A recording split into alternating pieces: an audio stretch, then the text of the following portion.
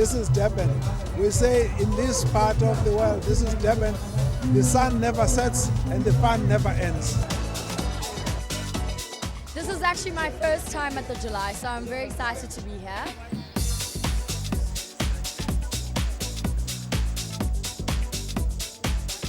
There's so much in the country that we don't get to see. It was launched in the heart of South Africa's commercial capital, Johannesburg, the place where some of the country's most pampered live and work. People that are used to first world creature comforts, high-speed travel, and predictable time schedules. The aim is to showcase a different form of travel. The irony here is that it's possibly the oldest form of transport known to man. But today it presents a compelling case, less carbon emissions and more affordable. The Kwa Zulu Natal province enjoys the lion's share of all domestic tourism in South Africa. It also has a compelling case that attracts hordes of holidaymakers, its proximity to South Africa's hinterland, and its warm weather and water. Its provincial government has made its intentions clear. They would like to double those numbers. Our country is so beautiful. Wherever you go, you are confounded by beauty everywhere. As a result of this, we thought it is important that in marketing what we have, in positioning what we have, it is important that we also are able to encourage South Africans to be able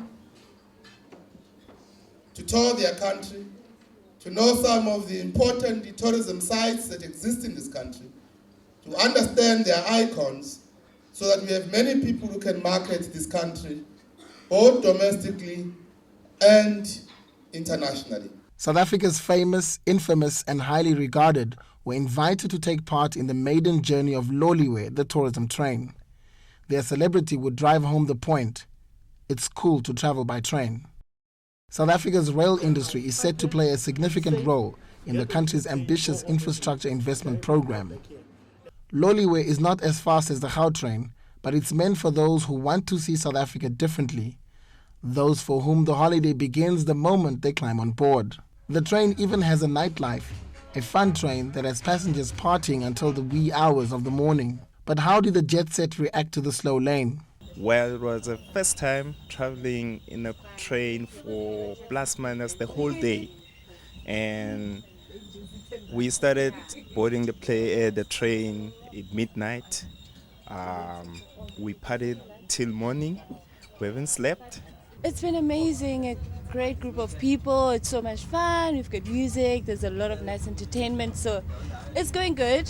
We've spent a few hours out of the train and now we're back on it, about to have dinner. It's been great. And I'm looking forward to many more. I think this experience was very awesome. We had a great time. There was a lot of youth that we enjoyed. It feels like home, first of all, which is more important. I mean, if you travel for a long time, I think this is a luxury train. We had great meals. The atmosphere was great. We had a great place to stay, to sleep, and it was really comfortable. I would recommend it to each and every South African.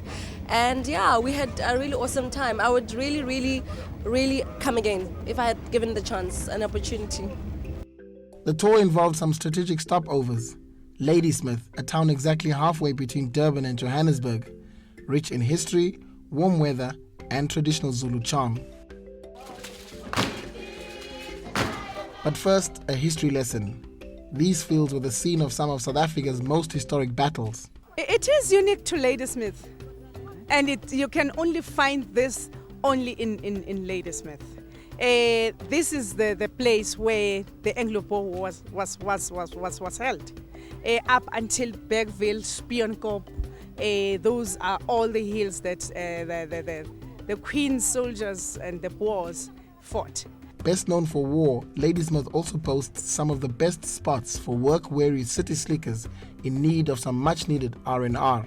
There is many that Ladysmith and Utugela district as a whole can offer.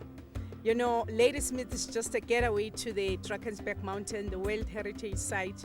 It's only about 45 minutes to the Drakensberg. But Ladysmith as a town has got this rich history on the Anglo-Boer War that was held in 1899, and Ladysmith was under siege. Well, I think there's a new era for travel by rail. I think we've all explored the airlines. You know, there was a time when most of us Black African people wouldn't really travel by air. Now it's time to explore something as simple as a train, something that takes longer than normal, but it's leisurely, and you get to see the beauty of the country without having to drive through it, which we all like to take road trips. This is just a different form of road tripping, and this time obviously we were exploring Durban, Kwa Zulu Natal. We're in the Ladysmith area. I haven't been here since I think I was 12. For locals, it was a chance to pose with the well-knowns and take a picture of the memory. Come see the beauty that this province has to offer. I mean, this province is rich in history, in heritage. We were just being told by the mayor of what happened here years and years back. And besides that, I think it was my first time taking such a long trip on a train, but it's so beautiful, sightseeing, besides we're being driven. But you know what, I always say KZN is a province of sunshine. Look at this, what is going on right now? It's winter, in the middle of winter, but it's beautiful. It's a province of heritage, of pride, you know. So I think every South African really needs to come this side. Howick Falls could easily be off the well-beaten track of attractions. The brief stopover in this picturesque town left guests wishing they had stayed longer. Well, it's my first time in Howick, and so far I walked a bit. I saw a lot of art that I liked, so I would have wanted just a little bit more time to check out some stuff. But I guess the whole point of the trip is to make us come back, or want to come back on our own or with other people. Tourism has always been, that's something that, whether you're a country that's got oil or doesn't have oil, or that's got mining or has nothing, tourism is the one thing that you can still benefit from. Then it was back onto the train, a seamless transfer from rail to road and back to rail again. The trip was taking its toll on its weary but excited travelers. I'm tired from excitement. It's 3:30 in the afternoon. And you can tell a story that everybody is here, is excited, is enthusiastic. It means the big push agenda is working. Remember, the theme is Kwa Zulu Natal rock, and we are rocking everybody. You can see that we have brought in crowd to Kwa Zulu Natal. So far, so good. The feedback I've been getting, excellent. People are saying to me, when are we going to do it again? But I can tell you is that in September, we're going to Mozambique and Swaziland. The culmination of some 24 hours of travel was Africa's richest horse race, the Durban July. The event is easily Durban's most significant, drawing some 50,000 people from all over the country. It has all the ingredients of the good life: equestrian sport, high fashion, and social interaction that is unrivaled in South Africa today.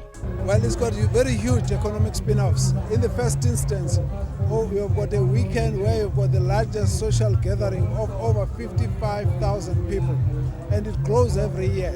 And people come here just to enjoy, just to socialize, just to meet friends, just to make acquaintance. And so people come from all over South Africa, and they put it as a calendar day. People will say we'll meet on the Durban July, and that is because it's got the most wonderful atmosphere. The weather is always pleasant, and the company is always good.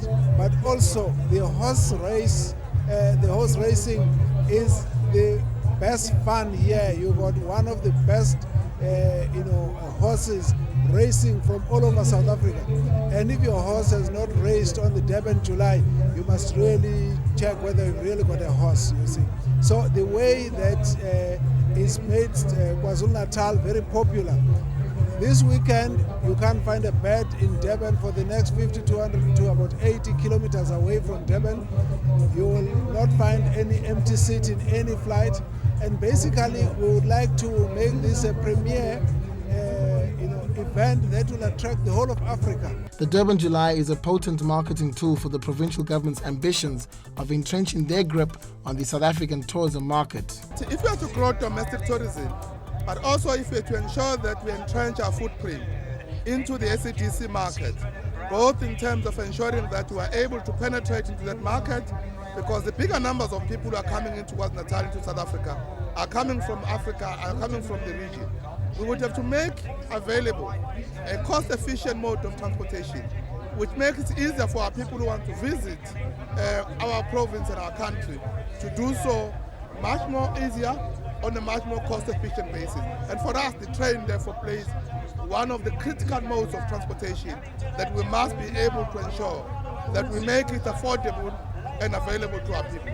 Hence, therefore, our approach is that starting with the Durban July this year, we are going to be focusing on other events like your Eastern route, which is an event between ourselves, Swaziland and Mozambique.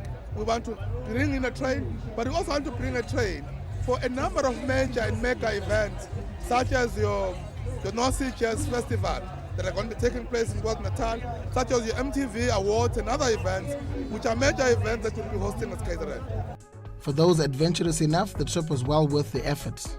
This is a great way to showcase that there are other modes of travel and also showcase what South Africa has to offer as well. I mean, instead of going in your car or taking a plane, you see things that you wouldn't normally see. You know what I mean? So it's a nice slow ride. You have a bit of a party on the train. You stop off at maybe Howick Falls or whatever it is, and you've had an experience before you even get to the Durban July. I mean, you're already in that zone before you even get there, so it works out so well. Having an awesome time. I think the train was a good experience. I think that's what it was. I think they probably asked us to come to have a good time, and that's what we did. It was quite a long trip. Very long, loads of stops, but I think it was worthwhile. I think it's a fantastic way to market Durban as a region and just show, I love what Durban does. I think their whole tagline is Durban Ya Roka or something, and I think that's what they portray. And their DJs are amazing. The vibe is amazing. The weather's great, except for today. But yeah, I think they've done a really, really good job, and we've had so much fun. I don't even have a voice. So yeah, we've had a really great time. It remains to be seen if this mode of travel will take off with pleasure seekers and whether or not the name Loliwe will be on the lips of every South African.